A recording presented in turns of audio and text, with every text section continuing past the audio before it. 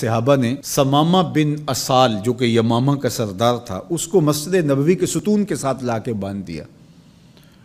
تو آقا کریم علیہ السلام تشریف لائے تو دیکھا کہ ثمامہ بن اسال بندھا ہوا ہے، یمامہ کا سردار ہے، اسلام کا بدترین دشمن تھا اور بہت زیادہ اس نے اسلام کو نقصان بھی پہنچایا۔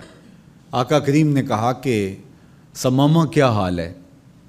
تو اس نے کہا کہ اگر آپ مجھے قتل کریں تو میرا قتل رائے گا نہیں جائے گا، اور اگر آپ میرے عوض کوئی مال لینا چاہیں تو آپ حکم کریں، میں کنگال نہیں ہوں کہ نہ دے سکوں، اور اگر آپ مجھے یوں ہی چھوڑ دیں تو میں احسان فراموش شخص نہیں ہوں، اس نیکی کا بدلہ دوں گا۔ حضور علیہ السلام نے کچھ نہیں کہا اور چلے گئے۔ دوسرے دن حضور پھر تشریف لائے اور پھر کہا کہ ثمامہ سنا کیا حال ہے؟ اس نے یہی باتیں دوبارہ کی کہ اگر آپ مجھے یوں ہی چھوڑ دیں تو مجھے احسان فراموش نہیں پائیں گے، خاندانی شخص ہوں، اس کا بدلہ چکاؤں گا، اور اگر آپ میرے عوض کچھ لینا چاہیں تو کوئی کنگال شخص نہیں ہوں کہ کچھ دے نہ سکوں، اور اگر آپ جو ہے وہ مجھے قتل کر دیں تو کوئی معمولی شخص نہیں ہوں کہ میرا قتل یوں ہی بھلا دیا جائے گا، اس کے بدلے میں خون کی ندیاں بہیں گی۔ حضور پھر خاموشی سے گزر گئے۔ تیسرے دن حضور پھر آئے اور کہا ثمامہ کیا حال ہے؟ اس نے پھر وہی باتیں کی کہ اگر آپ مجھے یوں ہی معاف کر دیں تو احسان فراموش نہیں ہوں گا، اور اگر آپ مجھے قتل کر دیں تو میرا قتل رائے گا نہیں جائے گا، اور اگر آپ یوں ہی چھوڑ دیں تو پھر اس کے جواب میں میری طرف سے جو رد عمل ہوگا وہ بھی دیکھنے والا ہوگا۔ تینوں دن یہی بات کہی، لیکن حضور تینوں دن اس کی گفتگو سنتے رہے۔ اچھا موقع ہے، ایک شخص آیا ہے اور بدترین دشمن ہے، اس کی کونسلنگ کی جائے، اس کو سمجھایا جائے، لیکن ساری باتیں باتوں سے نہیں ہوتی، کچھ نگاہوں کے فیصلے بھی ہوتے ہیں۔ تیرا علاج نظر کے سوا کچھ اور نہیں۔ حضور نے کچھ نہیں کہا، اور تیسرے دن جب حضور نے کہا کہ اس کی رسیاں کھول دو تو اس کی رسیاں کھول دی گئی، تو وہ باہر جاتا ہے، قدم اندر کو اٹھتے ہیں۔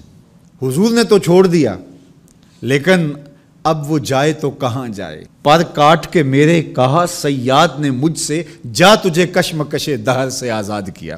ہر قیدی رہائی مانگتا ہے، اور جب اس کو پروانہ ملتا ہے کہ آج تو جیل سے آزاد ہوگا تو وہ اچھلتا کودتا ہوا باہر آتا ہے اور جیل کے سوگوار ماحول کو چھوڑ کے بھاگتا ہے، لیکن جو زلف رسول کا قیدی ہوتا ہے وہ کبھی رہائی چاہتا ہی نہیں ہے۔ تمہاری زلف کے قیدی نرالی شان رکھتے ہیں، کبھی مانگا نہیں کرتے رہائی یا رسول اللہ۔ اب وہ باہر چلا گیا اور غسل کر کے پھر پلٹ آیا اور حضور علیہ السلام کے ہاتھ پہ بیعت اسلام کرتا ہے۔ اسلام لانے کے بعد اب وہ جو پہلی بات کرتا ہے وہ سنیے۔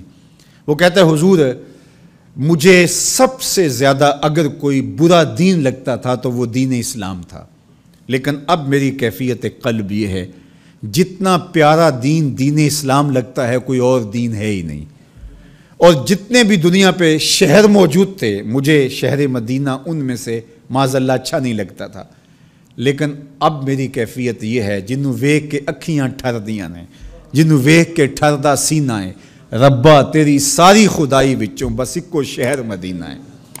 تیسری بات اس نے حضور کے چہرہ انور کے بارے میں کہی کہ پہلے آپ کے بارے میں میری رائے اچھی نہیں تھی، اور اب آپ کے چہرے کو دیکھتا ہوں تو ٹھنڈ پڑتی ہے، روح کو قرار ملتا ہے، ایسا سونا اور حسین چہرہ مجھے کائنات میں کہیں دکھائی نہیں دیتا، مکھ چند بدر شاہ شانی ہے، متھے چمک دی لاٹ نورانی ہے، کالی زلف تے اکھ مستانی ہے، مخمور رکھی ہن مد بھریاں۔